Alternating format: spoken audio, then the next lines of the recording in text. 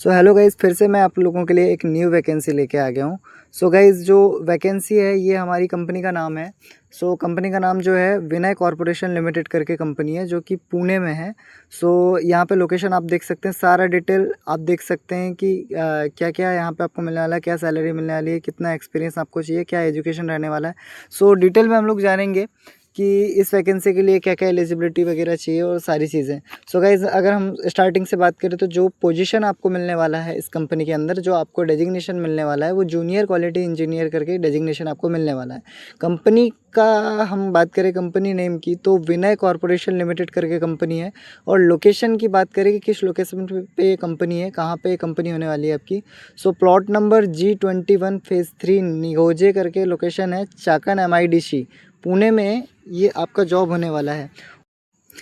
And किस background के जो स्टूडेंट है इसे अप्लाई कर सकते हैं, ये यहाँ पे बताया गया। जो एजुकेशन होना चाहिए, जो भी स्टूडेंट इसको अप्लाई करने जाएगा उस स्टूडेंट का जो एजुकेशन रहेगा वो रहेगा या तो BE या बीटेक के, यहाँ पे लिखा नहीं है बट बीटेक वालों को भी ये लेते हैं, ठीक है।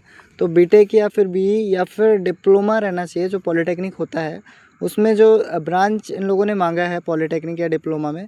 सो ब्रांच जो मांगा है इनने मैकेनिकल इंजीनियरिंग और इलेक्ट्रिकल इंजीनियरिंग। सो आपका एजुकेशन होना चाहिए या तो पॉलिटेक्निक में आपका मैकेनिकल ब्रांच होना चाहिए या फिर इलेक्ट्रिकल ब्रांच। दोनों ब्रांच के कैंडिडेट इसको अप्लाई कर सकते हैं। या फिर आपका BE बीटेक कंप्लीट होना चाहिए मैकेनिकल एंड इलेक्ट्रिकल ब्रांच से। दूसरा हम बात करें गाइज़, इसमें एक्सपीरियंस क्या मांगा है। सो गाइज़, एक्सपीरियंस देखिए, मैं आपके लिए जितनी भी वैकेंसीज लाता हूँ सो फ्रेशर्स के लिए ज़्यादा वैकेंसीज लाता हूँ, क्योंकि एक्सपीरियंस्ड लोगों को जल्दी से जॉब कहीं ना कहीं मिल ही जाती है, बट फ्रेशर के लिए थोड़ा प्रॉब्लम होता है। सो गाइज़, एक्सपीरियंस आप देख सकते हैं 0 से 2 ईयर्स, मतलब यहाँ पे एक्सपीरियंस वाला जो बंदा है वो भी भर सकता है इस वैकेंसी में फॉर्म, या फिर अप्लाई कर सकता है। और जो फ्रेशर है उसके लिए बेस्ट अपॉर्चुनिटी, क्योंकि यहाँ पे 0 ईयर का एक्सपीरियंस मांगा है, मतलब फ्रेशर से आप अप्लाई कर सकते हैं। जो भी फ्रेशर कैंडिडेट है वो इसमें अप्लाई कर सकता है। देन सैलरी की हम लोग बात करें तो 20,000 से 25,000 CTC, मतलब एक जो फ्रेशर है इतनी अच्छी सैलरी, बहुत अच्छी सैलरी है। सो 20,000 से 25,000 CTC आपको मिलने वाला है, ठीक है। CTC मतलब कि जो सैलरी आपको मिलने वाली है वो है। एंड बात कर लें की रिस्पॉन्सिबिलिटी की कि आपकी क्या क्या रिस्पॉन्सिबिलिटी रहने वाली है जॉब के अंदर। सो गाइज़, इसमें देखिए in process and final quality inspection.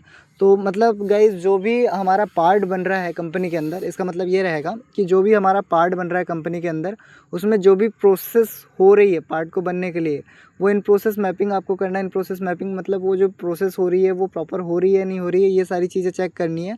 And final quality inspection, जब आपका पार्ट पूरा बन जाता है उसके बाद आपको पार्ट को चेक करना है।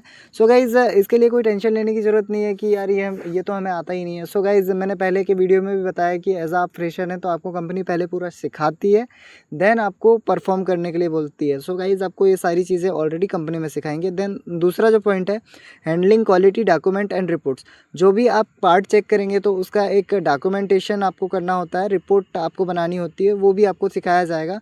सो उसको आपको हैंडल करना है, वो भी आपको सिखाया जाएगा कि कैसे हैंडल करना है। सपोर्टी क्वालिटी इंप्रूवमेंट एक्टिविटी, मतलब क्वालिटी आपकी कैसे इम्प्रूव होगी, उसके लिए आप क्या क्या पॉइंट्स दे सकते हैं, उसमें आपको सपोर्ट करना है एक इंडस्ट्री को, एक प्रोडक्ट की क्वालिटी को, कि प्रोडक्ट की क्वालिटी कैसे बढ़ सकती है। वो आपको जो भी माइंड पे आता है कि हाँ इससे हम लोग पार्ट की क्वालिटी मेंटेन कर सकते हैं, वो आपको इम्प्रूवमेंट करना है, ठीक है।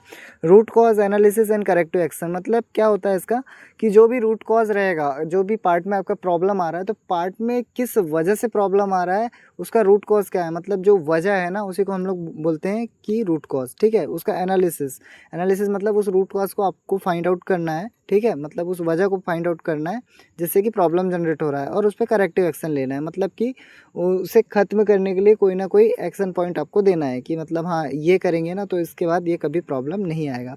उसके बाद हम गाइस दूसरा पॉइंट देखते हैं, ensuring adherence to quality standard. मतलब इंश्योर करना है कि जो भी हमारा जो प्रोडक्ट का क्वालिटी है वो एज़ पर स्टैंडर्ड है या नहीं। आपको एक डॉक्यूमेंट रहता है, उसके हिसाब से वो सारी चीज़ें रहेंगी, क्वालिटी डॉक्यूमेंट रहेगा। सो एक स्टैंडर्ड दिया रहता है कि हाँ इसके हिसाब से ये चीज़ें हो रही है नहीं हो रही है ना।